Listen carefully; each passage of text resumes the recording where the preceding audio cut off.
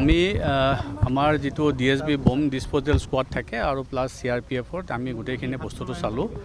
কেবাটাও পেকেট বনাই থৈছিলে তাতে ওপৰৰ পেকেটবিলাক খুলি চোৱা গ'ল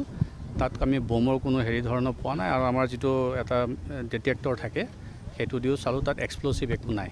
গতিকে আমি এতিয়া তাৰ পৰা এই বস্তুটো ইয়াৰ পৰা ৰিমুভ কৰি লৈ যাম যেহেতু এটো থানা বা ৰাস্তাৰ ওপৰত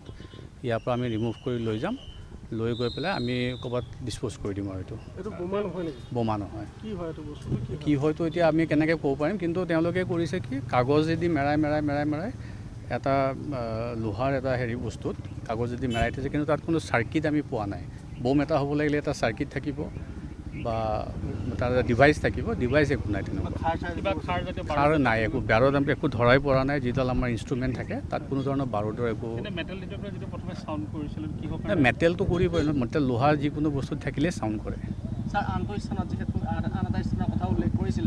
কিবা খবৰ আহিছে নেকি মইতো একো খবৰ আপোনালোকে দেখিছে মই ইয়াতেই থিয় দি আছোঁ মই আন স্থানৰ কথাটো মই ক'ব নোৱাৰিম